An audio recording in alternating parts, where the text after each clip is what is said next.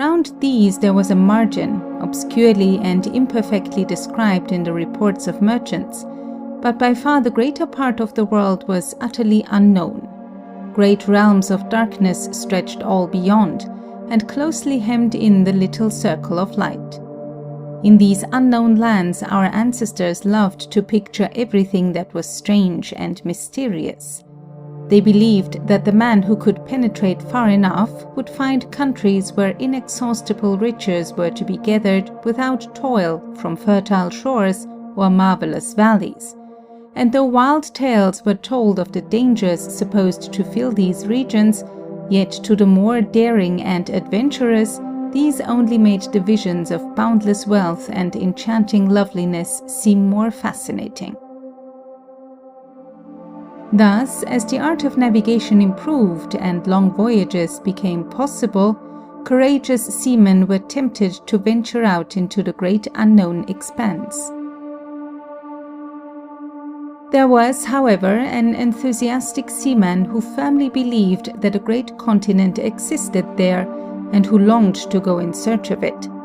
This was de Quiros, a Spaniard who had already sailed with a famous voyager and now desired to set out on an expedition of his own. And 3 months after setting out, he saw a rocky shore in the distance. Stormy weather coming on, he was driven out to sea, and it was not till a week later that he was able to reach the coast again. He called the place Van Diemen's Land, and sent some sailors on shore to examine the country. These men heard strange noises in the woods, and saw trees of enormous height, in which notches were cut 7 feet apart. These they believed to be the steps used by the natives in climbing the trees, and therefore returned to report that the land was exceedingly beautiful, but inhabited by men of gigantic size. But, having himself seen from his ship what he thought to be men of extraordinary stature moving about on the shore, he lost no time in taking up his anchor and setting sail. The land was filled by high mountains, verdure-clad to their summits, and sending down fine streams, which fell in hoarse-sounding waterfalls from the edges of the rocky shore, or wandered amid tropical luxuriance of plants down to the golden sands that lay within the coral barriers. The inhabitants came down to the edge of the green and shining waters, making signs of peace. And 20 soldiers went ashore, along with an officer, who made friends with them, exchanging cloth for pigs and fruit. De Quiros coasted along the islands for a day or two till he entered a fine bay, where his vessels anchored and Torres went ashore. A chief came down to meet him, offering him a present of fruit, and making signs to show that he did not wish the Spaniards to intrude upon his land. As Torres paid no attention, the chief drew a line upon the sand and defied the Spaniards to cross it. Torres immediately stepped over it, and the natives launched some arrows at him, which dropped harmlessly from his iron armor.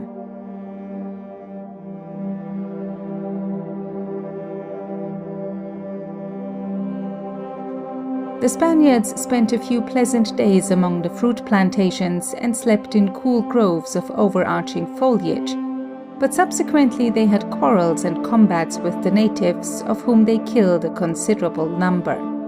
When the Spaniards had taken on board a sufficient supply of wood and of fresh water, they set sail, but had scarcely got out to sea when a fever spread among the crew and became a perfect plague. They returned and anchored in the bay, where the vessels lay like so many hospitals. No one died, and after a few days they again put to sea, this time to be driven back again by bad weather. From their colony at Java they sent out a small vessel, the Typhoon or Dove, which sailed into the Gulf of Carpentaria and passed halfway down along its eastern side. Some sailors landed, but so many of them were killed by the natives that the captain was glad to embark again and sail for home, after calling the place of their disaster Cape Keavea or Turnagain. After a short stay, they again set out towards the north, making a rough chart of the shores they saw. In this way, they had sailed along 1,300 miles without serious mishap, when one night, at about 11 o'clock, they found the sea grow very shallow. All hands were quickly on deck, but before the ship could be turned, she struck heavily on a sunken rock. No land was to be seen, and they therefore concluded that it was upon a bank of coral they had struck. The vessel seemed to rest upon the ridge, but as the swell of the ocean rolled past, she bumped very heavily. Most of the cannons and other heavy articles were thrown overboard, and, the ship being thus lightened, they tried to float her off at daybreak. This they were unable to do, but by working hard all next day, they prepared everything for a great effort at the evening tide, and had the satisfaction of seeing the rising waters float the vessel off. A small vessel, the Endeavour, was chosen. Astronomers with their instruments embarked, and the whole placed under the charge of James Cook, a sailor whose admirable character fully merited this distinction. At 13, he had been a shopkeeper's assistant, but, preferring the sea, he had become an apprentice in a coal vessel. After many years of rude life in this trade, during which he contrived to carry on his education in mathematics and navigation, he entered the Royal Navy, and by diligence and honesty rose to the rank of master. He had completed so many excellent surveys in North America, and, besides, had made himself so well acquainted with astronomy, that the government had no hesitation in making their choice. That it was a wise one, the care and success of Cook fully showed. He carried the expedition safely to Tahiti, built fortifications, and erected instruments for the observations, which were admirably made. Having finished this part of the task, he thought it would be a pity, with so fine a ship and crew, not to make some discoveries in these little-known seas. Standing to the northeast, he sailed along the coast till he reached a fine bay, where he anchored for about 10 days. On his first landing, he was opposed by 2 of the natives, who seemed quite ready to encounter more than 40 armed men. Cook endeavored to gain their goodwill, but without success. A musket fired between them startled but did not dismay them, and when some small shot was fired into the legs of one of them, though he turned and ran into his hut, it was only for the purpose of putting on a shield and again facing the white men.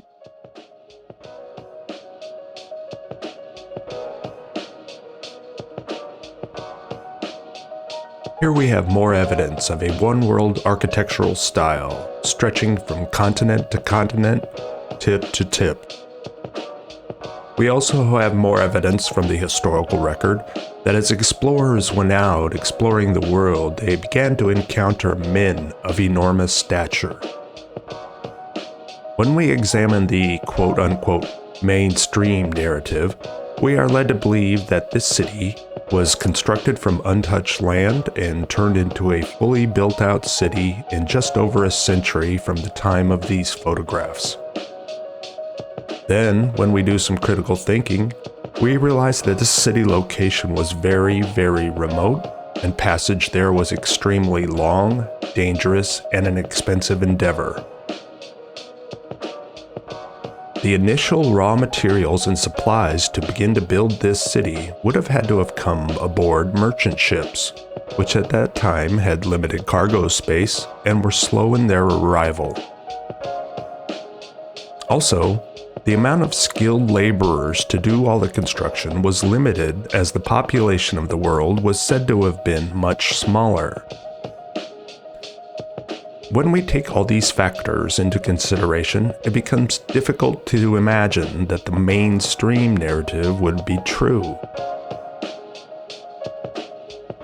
We begin to doubt that so few men, with so limited resources, at a dangerous and remote location, thousands of miles from home, could have built these amazing cities in such a short time frame that we are given. I feel strongly that this city is another example of the old world civilization that existed before our civilization. The history that we are taught is most likely false, and those who have the influence and those who write the history books have intentionally covered up the true history of the world, erased the previous civilization from the record, and have dishonestly stepped in to take responsibility for the construction of these old world cities. The architecture in this city is identical to cities all across the face of the earth.